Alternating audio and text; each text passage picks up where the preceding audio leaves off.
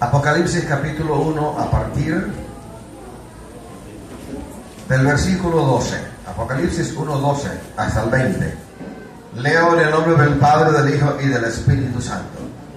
Y me volví para ver la voz que hablaba conmigo, y vuelto vi 7 candeleros de oro, y en medio de los 7 candeleros a uno semejante al Hijo del Hombre, vestido de una ropa que llegaba hasta los pies y ceñido por el pecho con un cinto de oro. Su cabeza y sus cabellos eran blancos como blanca lana, como nieve, sus ojos como llama de fuego, y sus pies semejantes al bronce bruñido, refulgente como en un horno, y su voz como estruendo de muchas aguas. Tenía en su diestra 7 estrellas. De su boca salta una espada aguda de 2 filos, y su rostro como el sol cuando resplandece en su poder. Cuando le vi, caí como muerto a sus pies, y él puso su diestra sobre mí, diciéndome: no temas, yo soy el primero y el último, y el que vivo, y estuve muerto, mas he aquí que vivo por los siglos de los siglos. Amén. Y tengo las llaves de la muerte y del Hades. Escribe las cosas que has visto, y las que son, y las que han de ser después de estas. El misterio de las 7 estrellas que has visto en mi diestra, y de los 7 candeleros de oro. Las 7 estrellas son los ángeles de las 7 iglesias, y los 7 candeleros que has visto son las 7 iglesias. Gracias, Señor. En el versículo 12, el apóstol Juan dice que vuelto vio una voz. Uno no ve la voz, uno escucha, oye la voz.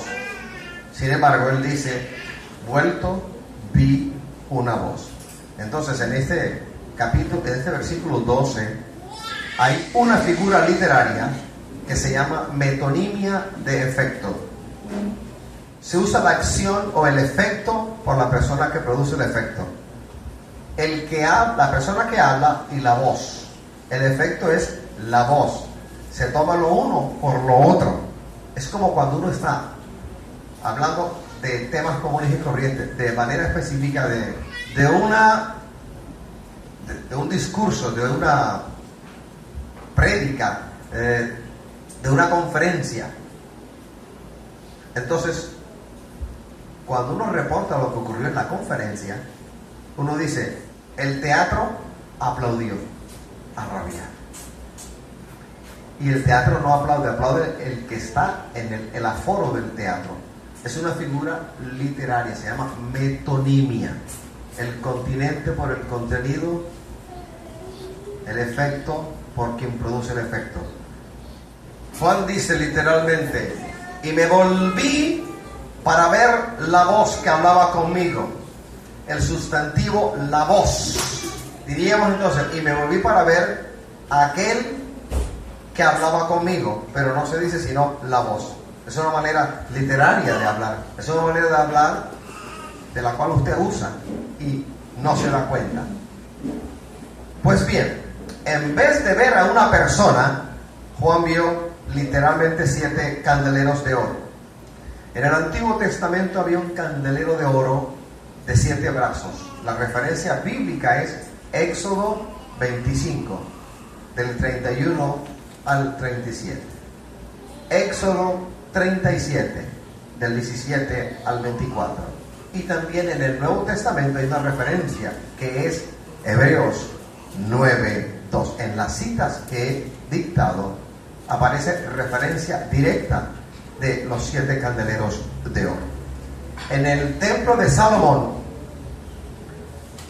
según Primera de Reyes capítulo 7 versículo 49, había 5 candeleros de oro purísimo a la mano derecha y otros 5 a la izquierda, frente al lugar santísimo. Y según Reina Valera, podemos leer así en Primera de Reyes 7:49.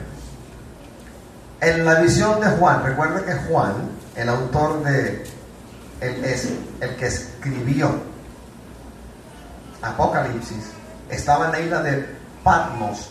Por causa del Evangelio fue llevado allí para realizar trabajos forzados.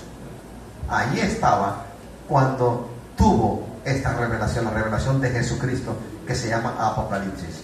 Apocalipsis significa revelación. Entonces, según la visión, Juan vio 7 candeleros individuales que según Apocalipsis 1:20 simbolizan las 7 iglesias.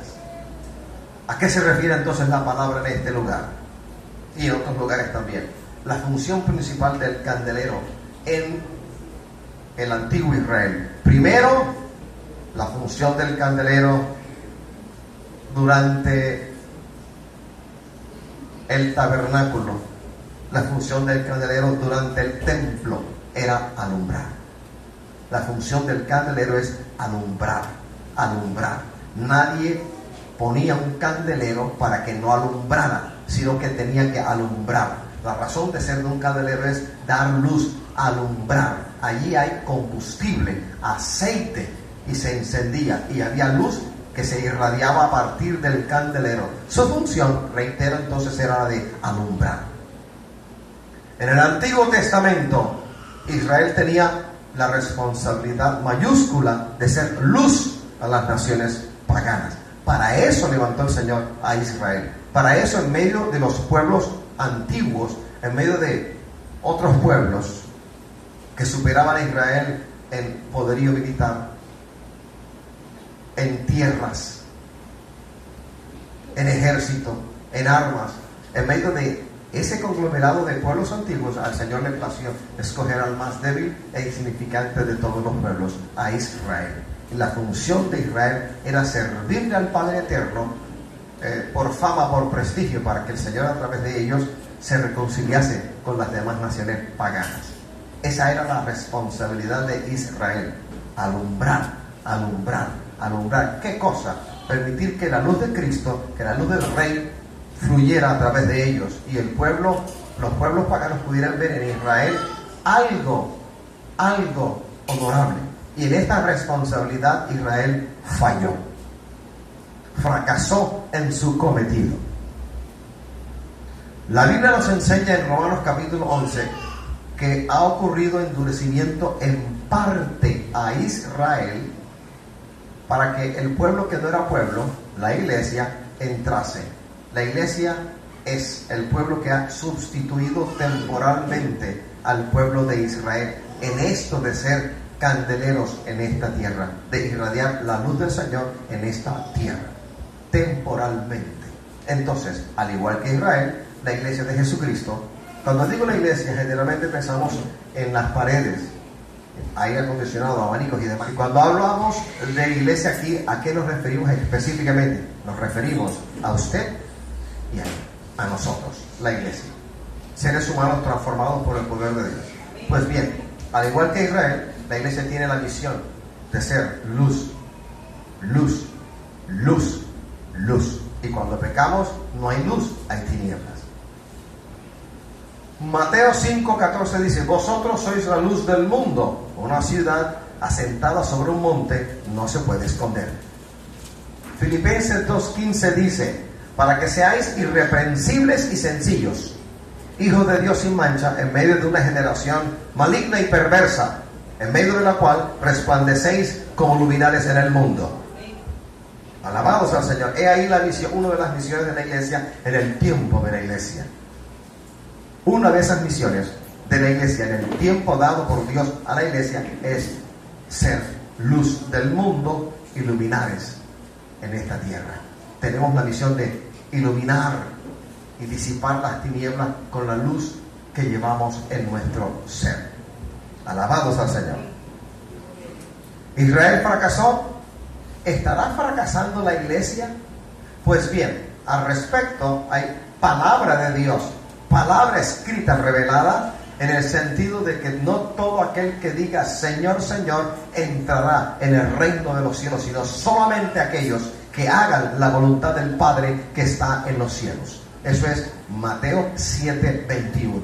No todo el que anda con Biblia, no todo el que asiste a la iglesia es de verdad hijo de Dios. El hijo de Dios se caracteriza primero por ser obediente. La obediencia por encima de todo. No palabritas, no sermones, sino hechos. Por encima de todo, hechos. Los hechos son contundentes. Hay mucha gente que dice muchas cosas, pero su vida no respalda lo que andan diciendo. Qué bonito es que los hechos de nuestra vida respalden las cosas que hemos venido diciendo desde que nos convertimos al Dios Todopoderoso. Si nosotros hacemos cosas que desmienten lo que decimos, en nosotros hay mentira. Y ningún mentiroso ha de entrar en el reino de Dios, en el reino de los cielos. He ahí una misión inmensa de la cual Apocalipsis 1:12 hasta el 20 nos recalca en esta mañana.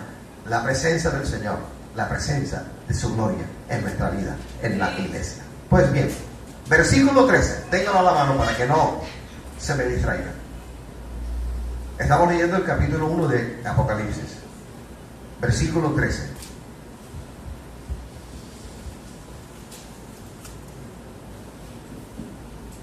Se usa el adjetivo semejante.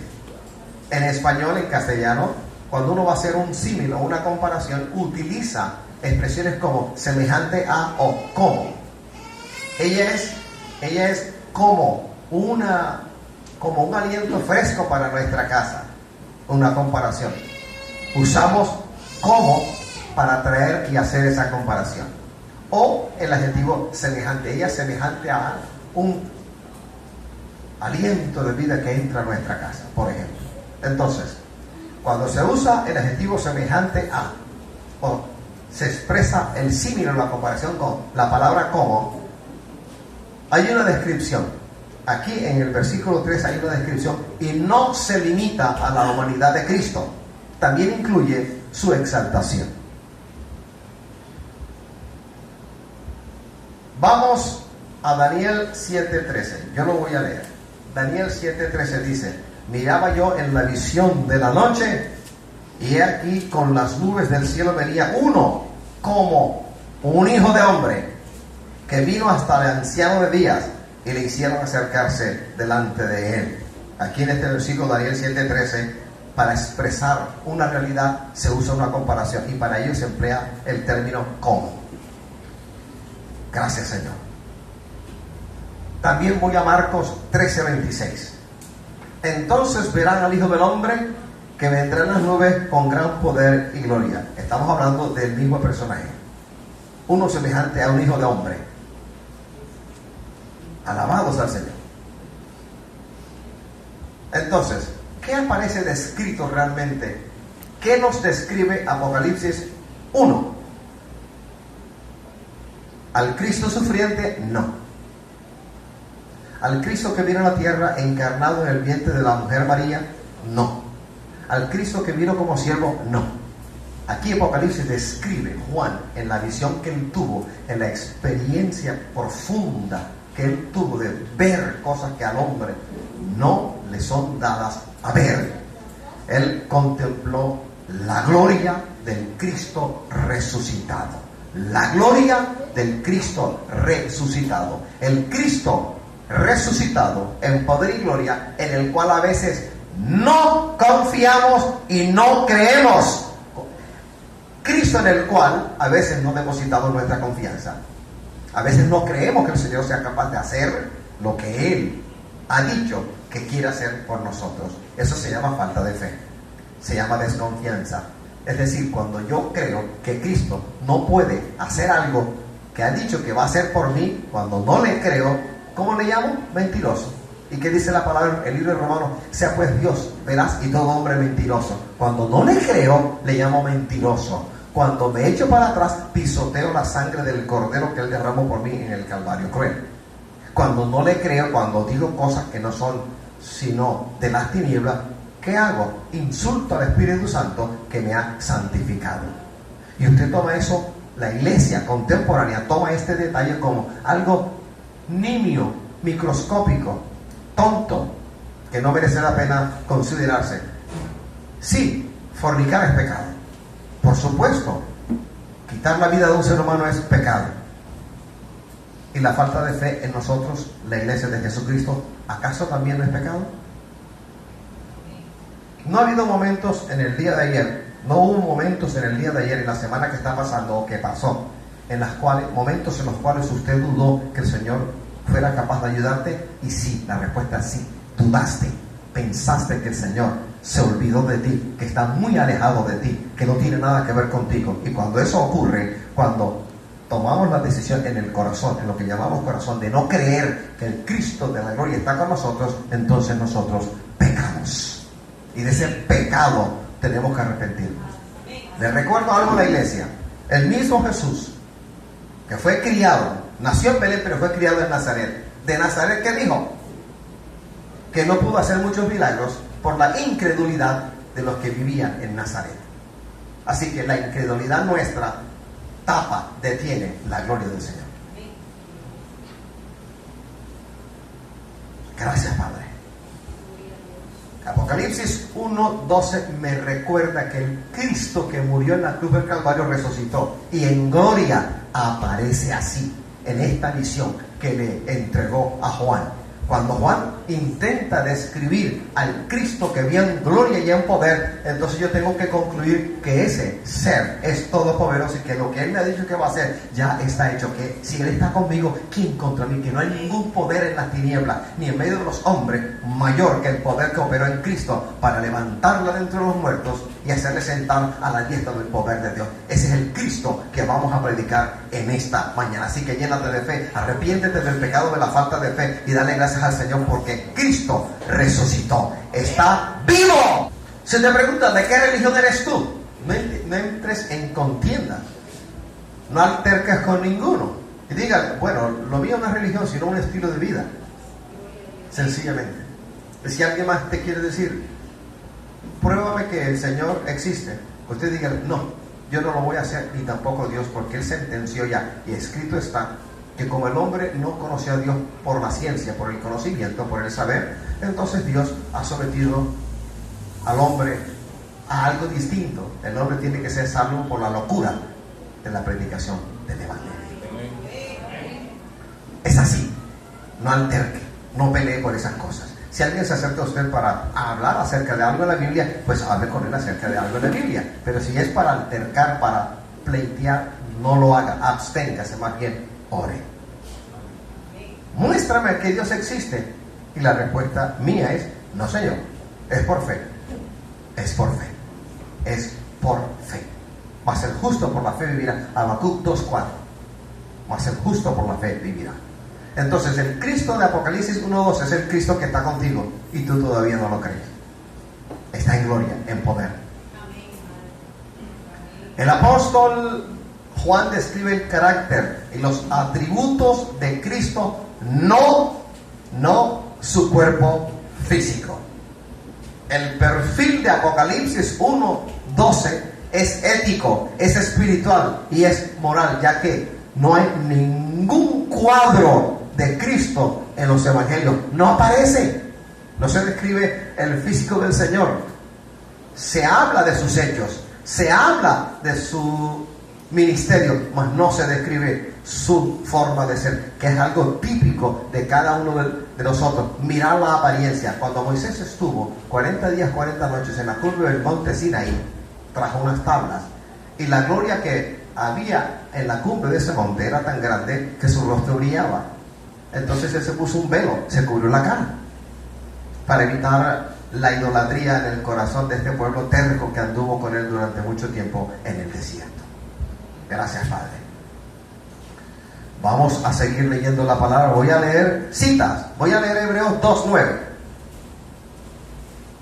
Hebreos 2:9 dice: pero vemos a aquel que fue hecho un poco menor que los ángeles, a Jesús, coronado de gloria y de honra a causa del padecimiento de la muerte, para que por la gracia de Dios gustase la muerte por todos. De igual manera, Isaías 52, libro del profeta Isaías, 2 versículos, el 14 y el 15, dice: como se asombraron de ti muchos, de tal manera que fue desfigurado de los hombres su parecer y su hermosura más que la de los hijos de los hombres, así asombrará él a muchas naciones. Los reyes cerrarán ante él la boca, porque verán lo que nunca les fue contado y entenderán lo que jamás habían visto. A propósito, no aparece ninguna descripción física del Señor en los evangelios, sino descripción de su carácter, de su proceder, de su enseñanza, de su ministerio, de sus hechos. El Señor está vestido con un traje de gala, lo que nos da Apocalipsis, un traje de gala que alcanza hasta sus pies, traje de sacerdote y de juez, su carácter judicial. En cierta ocasión, mi pastor me pidió orar por él. Había un peligro latente de muerte, una amenaza, y no era un rumor, era algo real. Él me llevó un sábado a su casa y entre otras cosas me dijo que orara por él y que al día siguiente estuviera al frente del culto. Esa noche pues oramos por él y en la madrugada tuve una experiencia en la cual aparecí delante de alguien tan grande que yo era tan pequeñito delante de él. Una nube de una dimensión sin límites. En la nube eso se movía. O sea, una nube de gloria inmensa. Oía sonido de bocinas, sonido de trompeta, había relámpagos, había truenos, y vi a alguien de pie desde aquí hacia abajo. No me permitieron ver de aquí hacia arriba. Grande, majestuoso, más grande que la nube en la cual estaba, vestido de una túnica de lino resplandeciente, una túnica de una sola pieza y un cinto de oro en el pecho y unas sandalias como de oro, y los pies brillaban como un metal, como el bronce cuando se mete en el crisol y se vuelve líquido, así brilla. Así me lo mostraron y me habló, y cuando me habló yo casi me muero. Me dio un mensaje para el pastor, y el mensaje que me dio fue relacionado con el hecho de que él no iba a permitir que lo mataran, no iba a ser objetivo de ese atentado, no lo iba a hacer, y otras cosas que son privadas. Ese día el Señor me permitió contemplar una vez más su grandeza, tan grande, tan grande, tan grande, tan grande, tan grande, tan monumental, colosal es el Dios a quien le servimos, que definitivamente es pecado no creer que Él es capaz de ayudarnos, de socorrernos y de estar con nosotros. Eso es pecado. Alabados al Señor. Así que aquellos que vinieron con una fe raquítica, subdesarrollada, miserable, arrepiéntase. Versículo 14 de Apocalipsis 1. Apocalipsis 1, 14.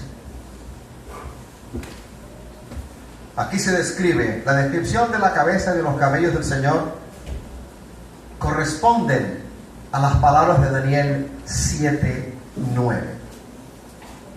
Daniel 7:9 dice: estuve mirando hasta que fueron puestos tronos, y se sentó un anciano de días, cuyo vestido era blanco como la nieve, y el pelo de su cabeza como lana limpia, y su trono llama de fuego, y las ruedas del mismo fuego ardiente.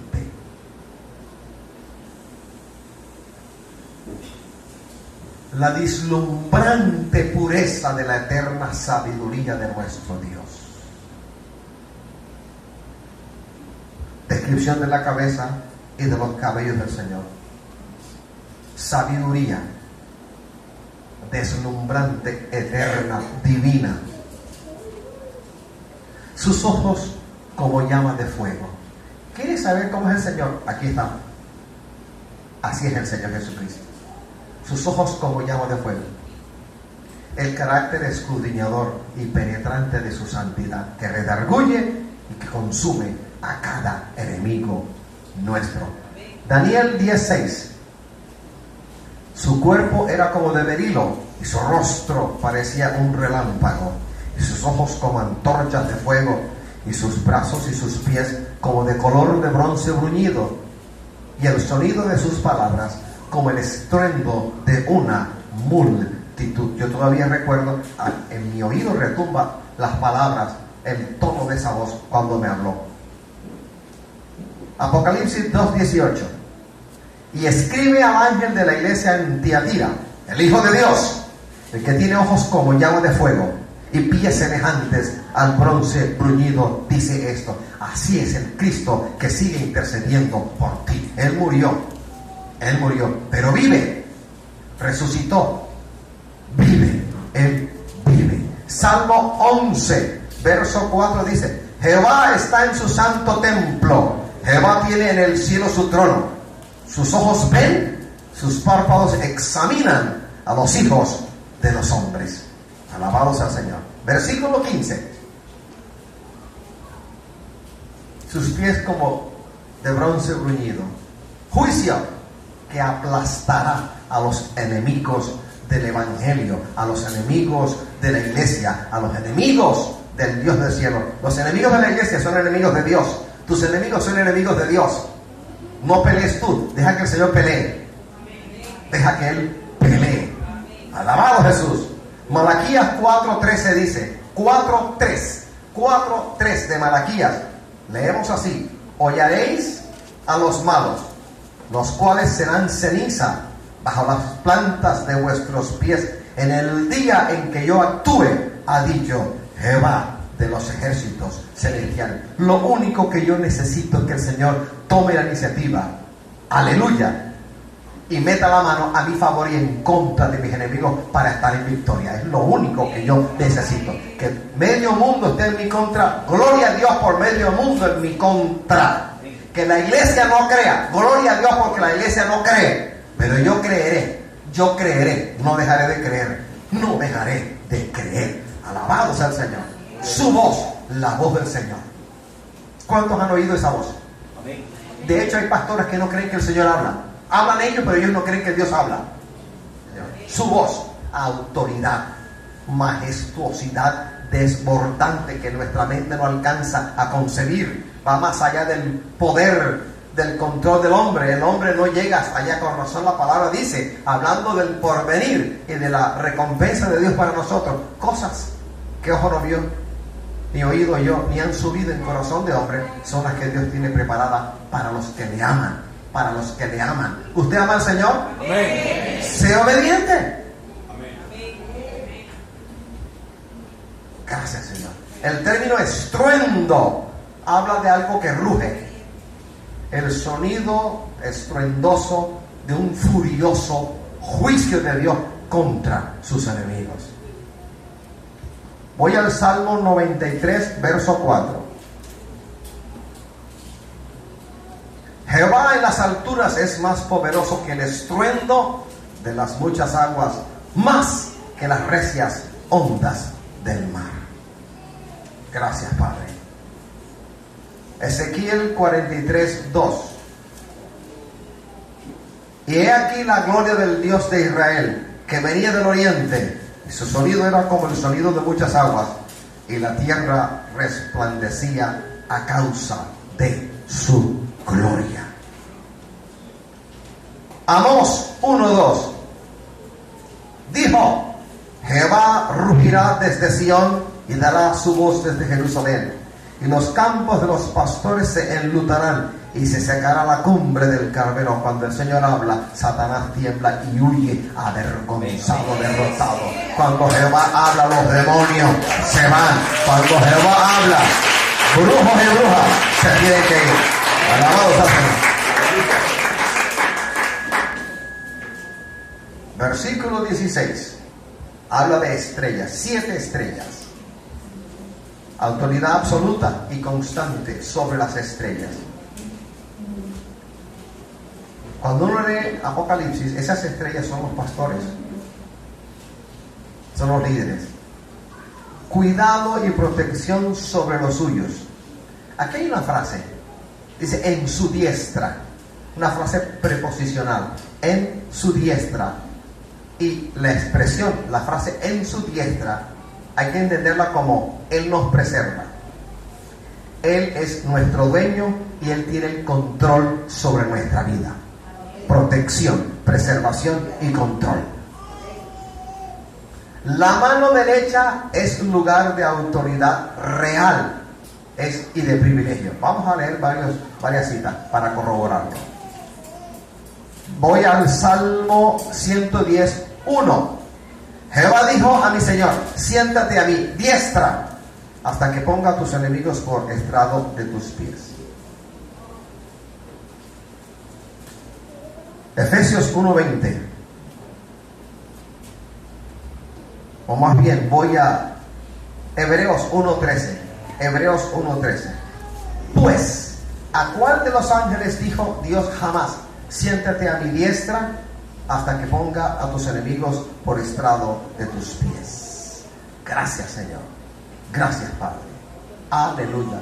Las 7 estrellas son personas sobre quienes el Señor había delegado autoridad.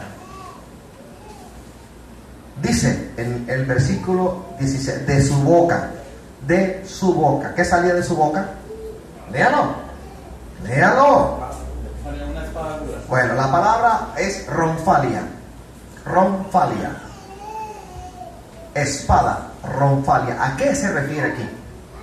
Se refiere a la espada larga diseñada en una provincia en Tracia, una espada de una grande envergadura y de un gran peso, casi del tamaño de un hombre de estatura normal. Imagínense el tamaño de esa espada, ronfalia, y de su boca salía una espada, la palabra que él da es así.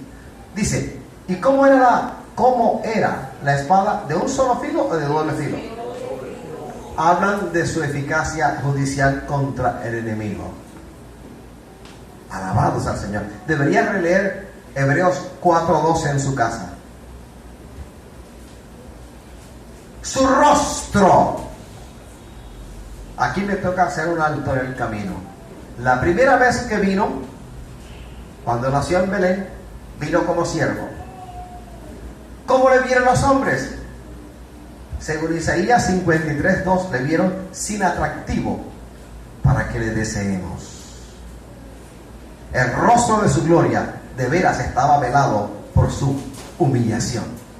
De la humillación del Señor habla el capítulo 2 de Filipenses. Filipenses 2 es un poema. Realmente es un poema. La humillación del Señor empezó a partir del momento en el cual Él se encarna en el vientre de María. Ahí empieza su humillación. La humillación se culminó con muerte de cruz en medio de malhechores.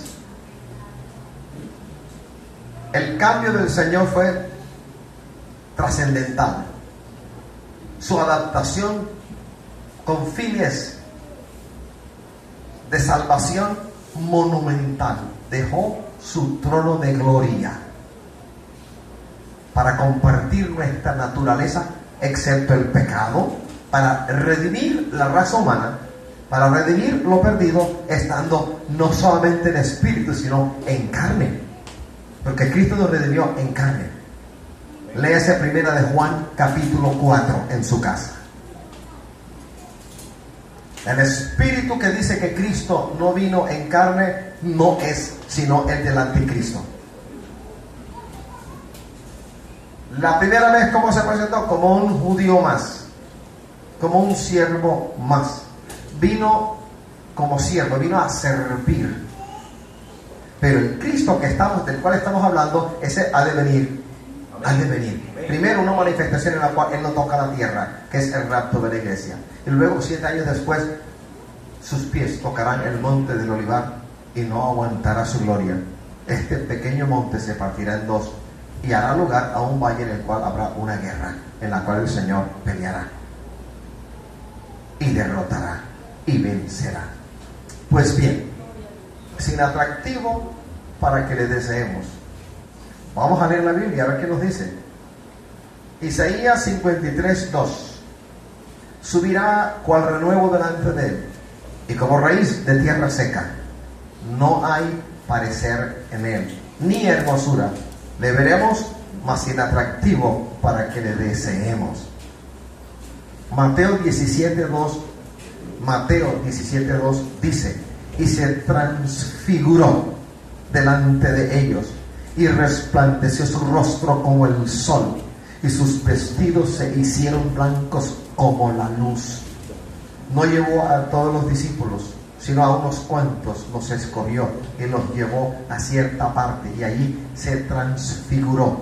Lo que siempre fue Él salió a luz, y tan grande, tan grande, tan grande, tan grande fue la manifestación gloriosa del Cristo que andaba con ellos,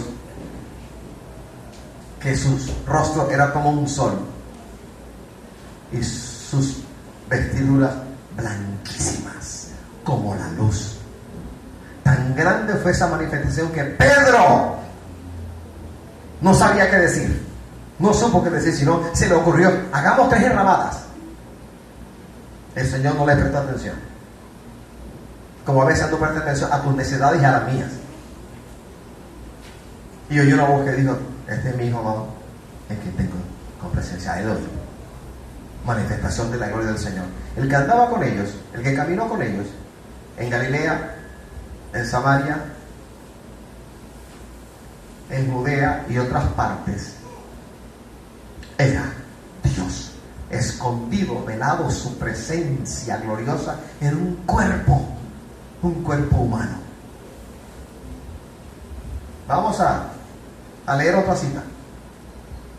Voy a leer Hechos 26:13.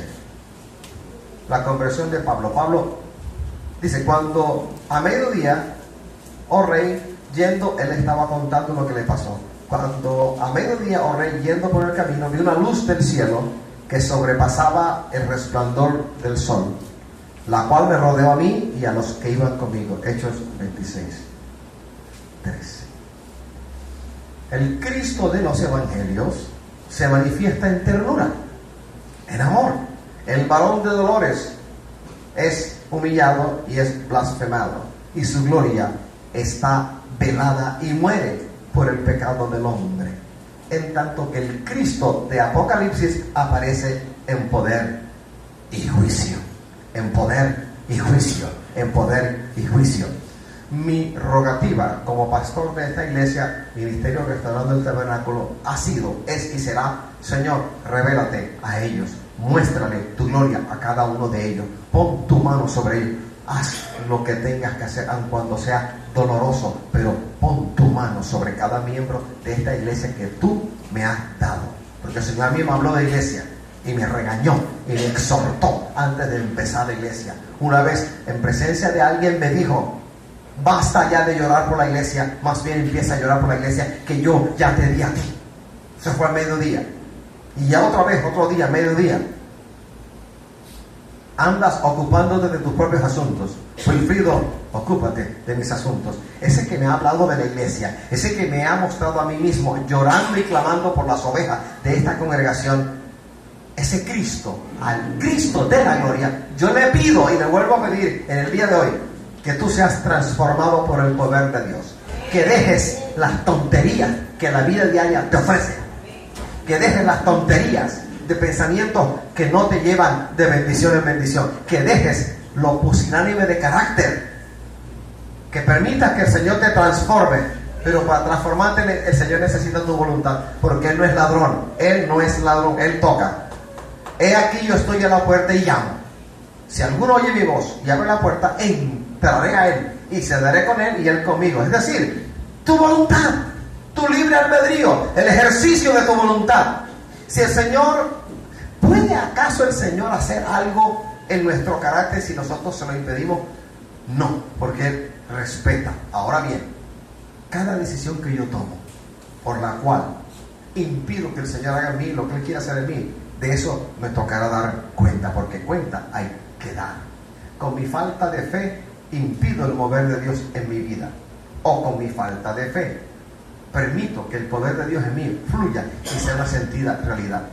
De otra manera, tengo que decir también que cuando usted, con su modo de ser pusilánime, con su poquísima fe, actúas, le impides al Señor hacer en tu familia una obra primorosa. Y después te quejas, Señor, Señor, mi familia, porque tú mismo, que eres el mayordomo de la casa, impide el mover de Dios en tu familia, le impide al Cristo de Apocalipsis, al Cristo que aparece en poder y juicio, que Él haga con tu familia, con tus familiares, con los tuyos, lo que Él ha dicho que Él quiere hacer con los tuyos. Se lo impides, lo demoras. Alabándose al Señor. Póngase de pie.